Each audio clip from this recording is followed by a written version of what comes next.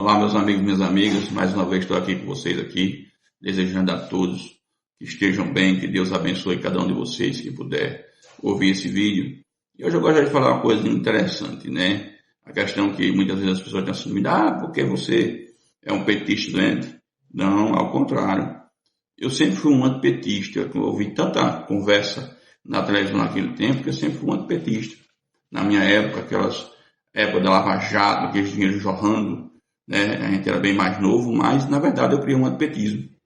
2018, eu pedi de votar numa grande pessoa, que é o Haddad, hoje nosso secretário da Fazenda, e votei no Jair, né? Votei no Jair, mas com o tempo desisti. Por quê? Eu, com esse antipetismo, votei pelo bordão de Jair, pelo seu discurso inflamado, família, Deus, pátria, anticorrupção, que se ganhasse acabar com aquele Congresso, né? Acabar com aquelas decisões desmanteladas do Congresso. Tudo bem, fiquei contente, digo, rapaz, é melhor votar num cara desse, que tem uma posição eloquente, uma posição boa, não conhecia a vida dele. Então, esperamos em 2019. Logo no meio ato, conforme começa a campanha dele, tudo bem, desarmamento. Né? Mas nem todo cara simples pode comprar uma arma de 3, 4 mil reais, mesmo isento de imposto, ir para um CAC, entendeu? Mas tudo bem, era um problema de campanha dele, tudo bem. Fomos adiante. Quando comecei a perceber o seguinte, Jair Bolsonaro no início estava tudo bem, que os meios de comunicação davam valor a ele, era um homem maravilhoso, rindo.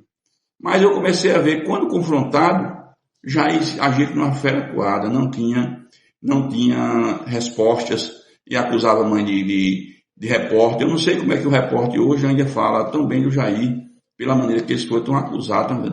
Quando falava das questões de LGBT, porque ele dizia que era de família, que era um homem religioso, né? Então atacava as mulheres trans, atacava os homens sexuais. Então eu comecei a perceber que isso não é um líder de uma nação, isso é um líder de um clã, de uma pessoa que tenha aqueles dogmas, né? Então fomos passando. Então, quando chegou no término dos anos, Jair começou a fazer o quê? A dar isenção para pessoas milionárias, dar recursos para os agroindustriais, para a agroeconomia da agricultura, né? 800 bilhões ele chegou a dar a pessoas que já vivem de bem, já vivem com um burro na sombra. Começou a fazer o quê? A cortar gastos com saúde, a cortar gastos com educação, criando um medo nas pessoas que a faculdade é um elitismo que vai fazer você se tornar um socialista, um comunista, né? Então eu comecei a perceber que não era bem aquilo que eu queria como um líder. Passando o tempo, começou a pandemia e Jair começou a administrar a pandemia. De repente, começou a ser um negacionista, que não existia aquilo, que não ia comprar vacina, que se tomasse a vacina ia virar jacaré. Ele se tornou um cara que se achava que era o Messias, começou a medicar as pessoas com produtos inexistentes, com produtos que não tinham validade para combater aquilo dali. Ele me mostrava ser um cara que queria que a raça, o próprio vírus fosse disseminado pela questão do tempo, que as pessoas vão morrendo, ele vai ficando mais fraco. Então, meu amigo, esse é uma pessoa que a gente quer como nosso líder. Trocou um ministro da Educação por uma desgraça que nem o Pazuello, um cara que só serve para ser mandado, que nem ele mesmo disse um tempo, né? Então, negou a ciência, um cara que fazia de tudo para não permanecer diante das coisas que eram corretas, né? Daí diante eu comecei a perceber que o cara também não respeitava as instituições sociais, as instituições como o STF, as instituições como o STJ, outras, né? As instituições como a Polícia Federal, que, como ele mesmo disse, se ele fosse prejudicar a família dele, se ele não pudesse trocar aquele membro, trocava o pai do membro, botava quem ele quisesse. Então, na verdade, ele sempre teve esse valor de ditadura dentro do peito dele. Tem gente que dá valor a isso, mas eu, infelizmente, não dou. Eu sou um cara muito mais... Então eu comecei a perceber que a gente estava muito distante do que era a nossa realidade. Então eu comecei a pesquisar um pouco sobre Jair Bolsonaro, né? Que eu não tive esse cuidado, como eu tenho avisado a vocês, como eu em 2018 votei, então eu tenho avisado a vocês, vamos no telefone para esse cara. Quando eu puxei a história do cara, um cara 30 anos de deputado, ele com todos os recursos, com gente para fazer o trabalho dele, o cara não conseguiu aprovar uma lei que prestasse. Uma lei ele não conseguiu aprovar para bem da população. Foi um mau cadete do Exército, um cara que queria botar bomba na questão do Rio de Janeiro, a questão de água para prejudicar as pessoas, né? Então, comecei a ver que Jair, quando falou em família, que fui para já ia logo na terceira, na quarta mulher, todas elas, ele tendo um casamento sem regras, chifrando as mulheres, fazendo tudo aquilo que ele defendia. Então, defendeu para quem? Para enganar a massa. Então, muita gente não tem, talvez, a coragem que eu tive, né? De investigar, de ver, e ver que Jair Bolsonaro, na verdade, entendeu? Nunca foi aquilo que ele disse. Nunca foi aquela pessoa que se dizia que era anticorrupto. Porque quando a gente vai, a corrupção está dentro dele.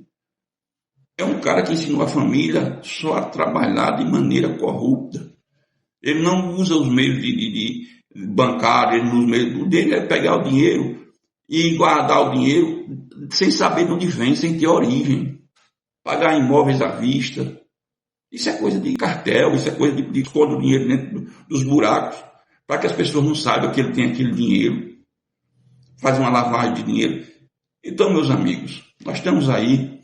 Hoje, eu olhei, quero votar em pessoas mais humanistas, independente de ser Lula, independente de quem quer que seja, certo? Até, às vezes, fala aqui um pouco de Nicolas Ferreira, poderia ser um cara bem melhor, um cara novo, mas se botou ao extremismo dessas pessoas, espero que ele se desligue dela e comece a ver as pessoas como um todo, não como um pedaço. Não comece a ver as pessoas para incentivar uma pessoa contra a outra. Então esse vídeo, não sei a quantas pessoas vai chegar, não sei, é longo, talvez você nem assista, né? Mas acontece o seguinte, meu amigo, pense que a gente tem o Estado para ajudar os menores, os mais pequenos. Quando às vezes eu não preciso, outro não precisa, mas todos nós que somos pequenos precisam disso aí. Então, um abraço para você, analise, pense com o coração. Deus abençoe a cada um que pôde ouvir esse vídeo, viu? E reflita também. Talvez eu conheça pessoas, minha própria família, não aceita falar de Jair Bolsonaro, entendeu? Eu adoeci um pouquinho, mas graças a Deus eu consegui tomar um remédio antes de Jair. Tem um filho dele querendo ser presidente, é pior do que ele. Entendeu? Todo mundo de mansinho, aquele dali é o primeiro golpista, ele não vai respeitar noção de nada. Então, se você já tem o Estado defendendo, você tem as instituições que também não são as melhores, não são aprimoradas como se deve, mas você já tem alguma coisa para você correr atrás. Quando você está certo, a gente pode dizer que você está errado. Então, um abraço para você, Deus abençoe, e cada um pense direito naquilo que vai fazer, tá? Então, o seu voto é importante, mas pense com o coração, não deixe as pessoas te enganar. Um abraço.